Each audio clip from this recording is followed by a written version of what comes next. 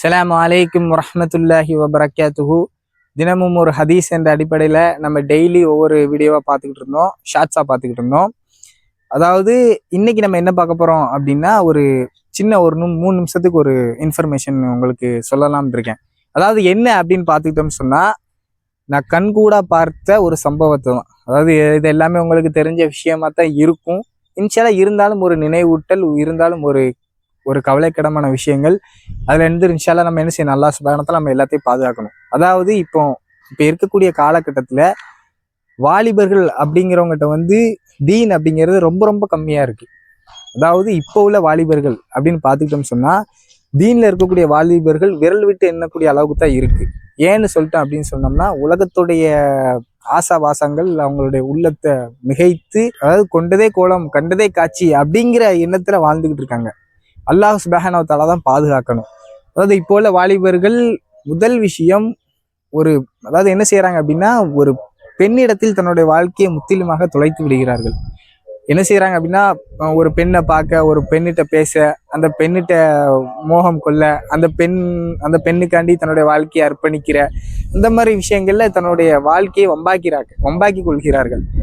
அதுவும் போக அந்த பெண் பிடிக்கல அப்படின்னு சொல்லிட்டானா, அதுக்கப்புறம் என்ன செய்யறான், அந்த பெண்ணை மறப்பதற்கு அதுக்கடுத்து ஒரு மிகப்பெரிய குற்றத்தை செய்யறான். என்ன செய்யறான் அப்படின்னா, போதை வஸ்துக்கள் என்னென்னலாம் இருக்கோ அதை ஃபுல்லாத்தையும் கையில் எடுக்க ஆரம்பிச்சிடும்.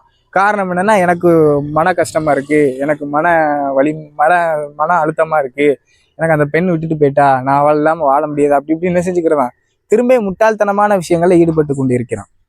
அப்ப இந்த மாதிரி விஷயங்கள் தான் இப்போ உள்ள வாலிபர்கிட்ட அதிகமா இருக்கு. அல்லாஹ் சுப்ஹானஹு வ தஆலா நாடியவர்களை தவிர, சரிங்களா, நான் சொல்றது அல்லாஹ் சுப்ஹானஹு வ தஆலா நாடியவர்களை தவிர.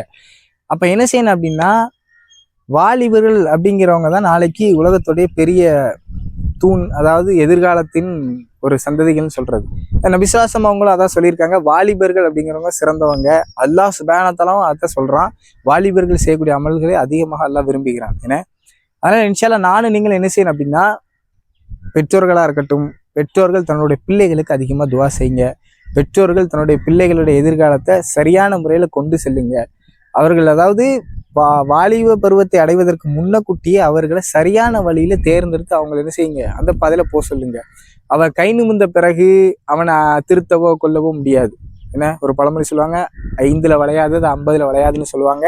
அதனால நம்ம என்ன செய்யணும் அப்படின்னா, அவங்கள சரியான பதில சின்ன வயசுல இருந்தே குர்ஆனுடைய விஷயங்கள், அல்லாஹ்வுடைய விஷயங்கள், ரசூலுடைய விஷயங்கள், அந்த மாதிரி விஷயங்கள்ல தன்னுடைய பிள்ளைகளை நீங்க கவனம் செலுத்தினீங்கன்னு சொன்னா, இம்மையிலும் சரி மறுமையிலும் சரி 2 வாழ்க்கையுமே அழகா பேணி நடப்பாங்க. என்ன இன்ஷால்லா அப்படியாப்பட்ட பாக்கியத்தை பெற்றோர்களாகிய நீங்களும் செய்யுங்க. இன்ஷால்லா மற்ற சகோதரர்கள் எல்லாருமே, முஸ்லீமான எல்லாருமே என்ன செய்யணும் அப்படின்னா, ஒரு கஷ்டமான சூழல் நடக்கு, இல்லை வாலிபர்கள் எடுத்து இந்த மாதிரி ஒரு விஷயங்கள் இருக்கு அப்படின்னு என்ன செய்யணும் அப்படின்னா, அதை என்ன செய்யணும், கவலைப்படணும்.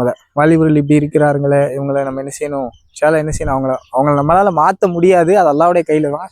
இருந்தாலும் நம்மகிட்ட தீன் இருக்கிறவங்க என்ன செய்யணும் அப்படின்னா, அதில் அதிகமாக கவலைப்படணும். உலகத்தை பற்றி என்ன, மக்களை பற்றி கவலைப்பட்டோம்னு சொன்னா தான் அவங்களுடைய உள்ளத்துல அல்லாஹ் தீனை கொண்டு போய் சேர்ப்பான். நபி ஸல்லல்லாஹு அலைஹி வஸல்லம் அவங்களுடைய ஒரே எண்ணம் என்னவா இருந்துச்சுன்னு சொன்னா, கவலை இருந்துச்சு அவங்களுடைய உள்ளத்துல.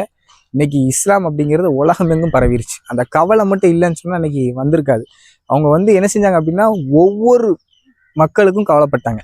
இன்ஷா அந்த மாதிரி பாக்கியத்தை நானும் நீங்களும் பேணி நடக்கணும். அதிகமா அல்லாஹ்ட்ட தௌபா செய்யணும். அதிகமா என்ன செய்யணும், மற்றவங்களுக்கும் துஆ செய்யணும். அப்படியாப்பட்ட பாக்கியத்தை நானும் நீங்களும் பேணி நடக்கக்கூடிய நல்மக்களாக அல்லாஹ் சுப்ஹானஹு வ தஆலா ஆக்கி அருள் புரிவானாக. அஸ்ஸலாமு அலைக்கும் வரஹ்மத்துல்லாஹி வபரகாத்துஹு.